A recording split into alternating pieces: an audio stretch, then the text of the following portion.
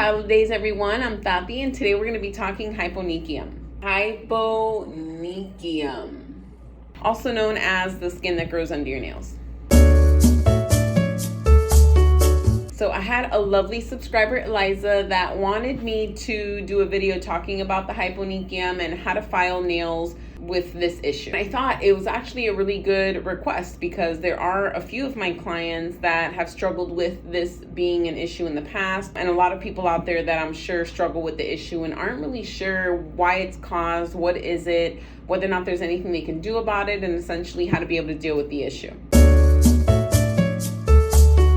The skin that grows at the very tip of your fingernail, right where the nail and the skin meets. And just like the eponychium, which we've talked in the cuticle care video, the hyponychium just helps prevent from bacteria getting into the nail bed. So it definitely serves a purpose.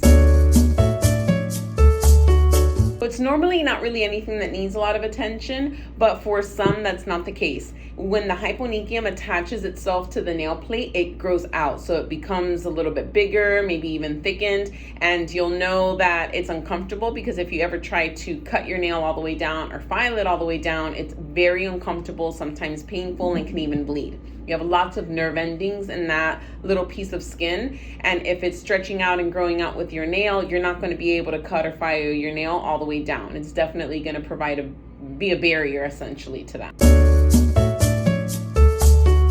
Now, one thing for sure, in looking up information on this topic before doing this video, I saw that there's definitely no definite answer as to why the skin can attach to the nail, why it overgrows, why it becomes thick. There's definitely a variety of reasons, and a couple of those could be hereditary. Maybe you've always had the issue and it's something that your mom and your dad or your grandpa have as well. It could definitely be if you're constantly leaving your nails really long and you're never really cutting them short or filing them short and they just keep growing over time. Sometimes that skin can just stick to the nail and keep growing out with it. And that actually does make a lot of sense because just like with cuticle care and how I talked about the cuticle care and pushing back the eponychium and pushing back cuticle and removing it, if you're doing that on a regular basis, you keep your nail bed nice and free. And if you're not doing it on a regular basis, you'll see an overgrowth of that eponychium over the nail and it kind of messes up your nail bed a little bit. So it definitely makes sense that if you're keeping your nails long on a regular basis, that it's something over time that could be developed. A couple of other issues were nail trauma, even dermatitis for some people, coming in contact with some of the chemicals like in acrylic manicures, gel manicures. It is possible that maybe your skin just has a reaction to it that causes it to stick to the nail. And this could happen to one nail, two nail, or all the nails. It's not necessary that it's going to happen on all your fingernails. I did see actually a couple of times in some of the articles that I was reading that it's more prone and common to happen in people that are doing regular acrylic manicures or gel manicures. I've been doing my own gel manicures for 10 years and I don't have any issues with it, but it's not to say that someone else could be having a reaction to it. And sometimes it seems like it just happens for no reason at all. But I definitely think that it could be a combination of just our day-to-day activities. Maybe it is hereditary. Maybe it is a reaction to the products that we're putting on our nails. But there's not really a way for us to be able to determine exactly what it is in most cases. I didn't really find very much feedback, I guess you could say, or solutions as to how people can deal with this aside from just moisturizing them, making sure that when you're cutting, not to cut all the way down so that you don't cut yourself because of those nerve endings, you'll definitely bleed and we don't want that. I saw some solutions as far as just using a file to file down the nail as close as you can get to where it starts feeling uncomfortable so that you're not taking it further than it really needs to go. But none of those really felt like solutions for me. And I've been helping my clients dealing with the issue by doing the same thing that they do with their eponychium and their cuticle, just push it back.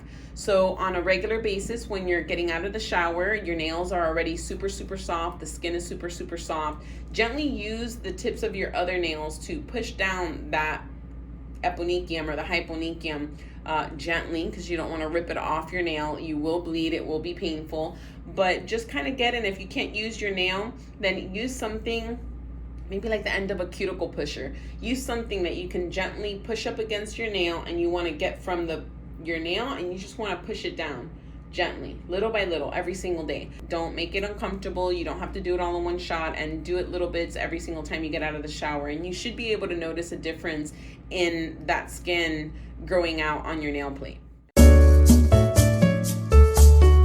To recap, hyponychium definitely serves a purpose and we want to take care of it, but if we struggle with overgrowth, just gently push it back. Make sure that your skin is nice and moist and soft so that you're not causing more trauma to the nail bed. And if it's overgrowing to the point where it's getting thick, very hard, very dry, and especially if you have lifting from the nail off of that skin, then you definitely want to make sure that you see a dermatologist to make sure that it's not an underlying issue to a more serious problem.